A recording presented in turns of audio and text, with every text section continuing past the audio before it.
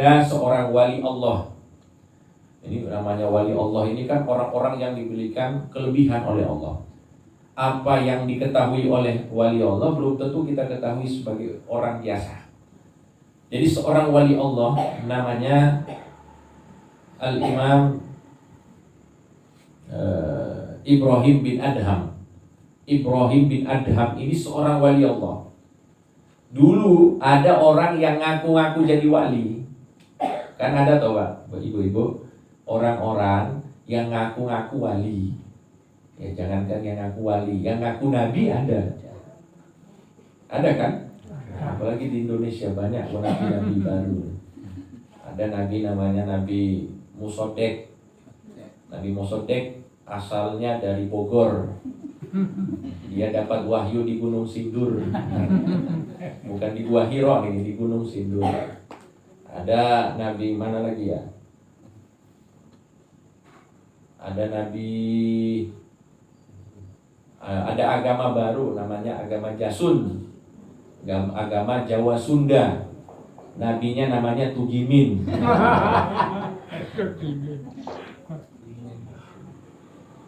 Nabinya namanya Tugimin. Jadi nabinya namanya Tugimin. Kata orang-orang itu sholawatnya gimana ya? Shallu ala nabi Tugimin. Kurang enak. Tapi nabinya sudah ditangkap masuk penjara, alhamdulillah. Jadi jangankan orang-orang yang ngaku wali, ngaku nabi ada.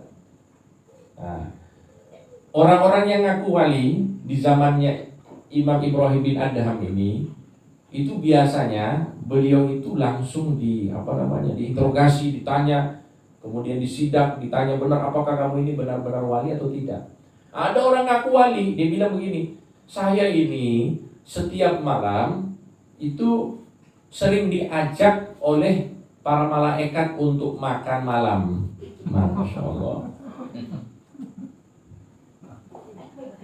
Ini orangnya biasa atau luar biasa nih? Tiap malam dinner bareng malaikat. Udah kalah. Kita lihat di makan malam dengan orang soleh saja sudah alhamdulillah ya Pak.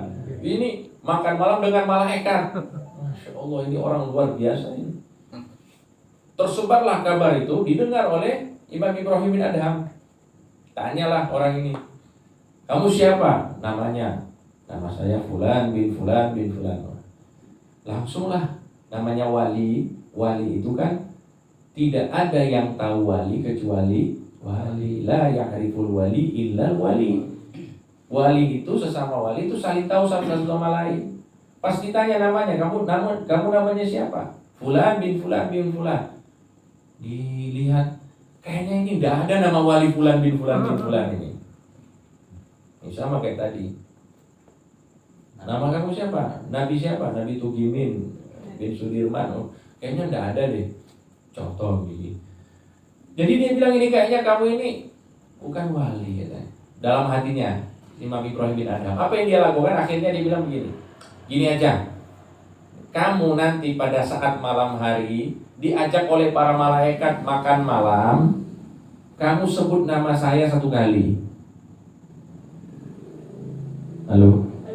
Disuruh sebut nama berapa kali? 1 kali. Kalau kita kan biasanya gitu. Kalau kamu pergi di tempat sana, bilang nama saya 3 kali. Wah, gitu ya. Ini walinya bilang gitu. Kalau kamu nanti makan malam dengan malaikat, sebut nama saya 1 kali, Ibrahim bin Adham.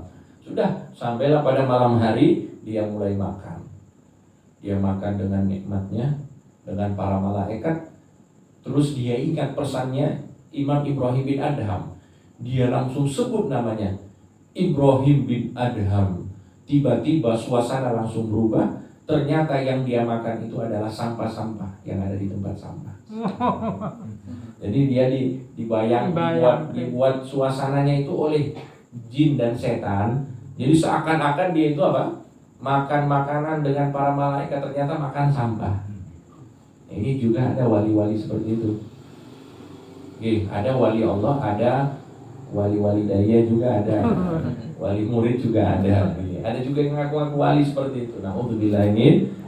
Makanya kita jangan mudah percaya nih Bapak-bapak Ibu-ibu. Orang ini ngaku ini enggak. Kita harus benar-benar yakin bagaimana dia menjalankan syariatnya Allah Subhanahu wa Ta'ala. Kalau ada seorang wali ngaku menjadi wali, kita lihat dulu dia ibadah atau tidak, dia sholat atau tidak, itu harus jadi pertimbangannya. Ajarannya aneh atau tidak. Kalau ajarannya aneh-aneh, wah ini perlu dicurigai. Mungkin dia ini diajak makan oleh iblis bukan malaikat. Ngerti nggih? Nah, kembali lagi ke kisah. Jadi Ibrahim bin Adham ini wali besar. Tapi satu ketika beliau itu pergi ke pasar.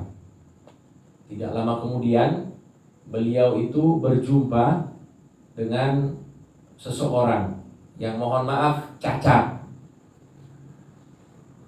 Posisinya dia ini buta, orang ini buta. Tangannya buntung, kakinya buntung. Artinya sudah tidak bisa jalan. Tidurnya di samping jalan gini, di pinggir jalan. Terus setiap kali ada orang lewat, orang-orang itu kan kasihan kan. Dia ini tidak bisa makan. Akhirnya apa? Diambil roti, kemudian disuap kepada orang yang cacat ini. Subhanallah. Apa yang terjadi? Setiap kali orang ini disuap, dia berkata, Alhamdulillahilladzi ala ni'amihil 'azimah wa atayahul jasimah. Segala puji bagi Allah Subhanahu wa Ta'ala atas nikmat-nikmatnya yang agung dan pemberian-pemberiannya yang banyak. Allahumma shalli ala Muhammad. Jadi ini orang cacat, buta. Terus kalau disuap sekali, itu dia bersyukur kepada Allah seperti itu. Ibrahim bin Adham ini tersentuh hatinya. Maka dia akhirnya apa? Menyapa orang ini. Salam dia. Assalamualaikum. Orang cacat ini jawab, Waalaikumsalam ya Ibrahim. Halo. Ibrahim kaget. Ini si wali ini kaget. Kamu tahu saya dari mana? Padahal baru ketemu sekali dan posisinya orang ini apa? Cacat, buta, tidak lihat. Waalaikumsalam ya Ibrahim. Dari mana kamu tahu saya? Orang cacat ini langsung jawab, saya menjadi tahu semuanya setelah saya tahu Allah Subhanahu wa Ta'ala. Artinya apa? Ternyata orang cacat ini adalah wali Allah. Wali Allah ternyata. Dan ternyata makomnya di atasnya Ibrahim bin Adham. Ini makomnya lebih tinggi lagi. Ya, majahiltu syai'an mut'araftullah. Aku menjadi tahu segala sesuatu ketika aku sudah mencapai makom ma'rifatullah, kata orang ini.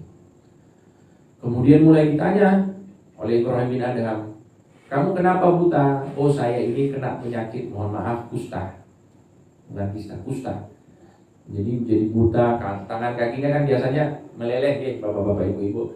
Itu tangan kakinya itu meleleh. Terus ya buntung akhirnya. Terus kamu tinggal di mana? Saya tidak punya rumah, saya tinggal di sini di pasar. Terus kamu punya saudara? Saya tidak punya saudara. Dari mana kamu makan ini? Dari kebaikan orang-orang yang lewat kasih makan saya. Terus kenapa kamu dengan kesulitan hidup seperti ini, dengan ujian dan cobaan seperti ini, setiap kali kamu disuap, kamu bersyukur kepada Allah Subhanahu wa Ta'ala dengan berkata, segala puji bagi Allah Subhanahu wa Ta'ala atas nikmat-nikmatnya yang agung dan pemberian-pemberiannya yang besar. Halo? Harusnya orang ini bersyukur atau mengeluh, bapak-bapak, ibu-ibu? Harusnya mengeluh atau bersyukur? Tidak bisa lihat. Tangan kakinya tidak ada. Rumah tidak punya. Keluarga tidak punya. Makan dari orang. Harusnya mengeluh atau bersyukur? Harusnya. Harusnya apa? Bersyukur. Harusnya mengeluh. Ujiannya terlalu banyak, kayak ngomongin. Jangan kan dapat cicilan aja mengeluh.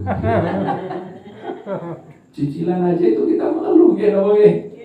Ini orang Masya Allah dalam keadaan seperti ini bersyukur kepada Allah dengan ucapan syukur yang luar biasa. Nikmat yang besar. Nikmat yang besar yang mana? Kamu buta, tidak punya kaki, tidak punya tangan, tidak punya rumah, tidak punya saudara. Nikmat yang mana lagi yang kamu syukuri ini? Maka orang ini menjawab, Ibrahim bin Adham, alam yubqinillah lisanan dzakiran wa qalban syakiran. benar. Allah Subhanahu wa taala sudah mengambil begitu banyak nikmat dari diri saya, tapi Allah menyisakan 2 nikmat yang besar. Apa itu? Lisanan dzakiran, lisan yang selalu berzikir kepada Allah. Shallallahu alaihi Nabi Muhammad. Saya memang sudah tidak punya apa-apa, tapi alhamdulillah lisan saya berzikir. Saya masih bisa ibadah kepada Allah Subhanahu wa taala. Berarti ibadah itu nikmat apa bukan? Nikmat apa bukan? Nikmat besar.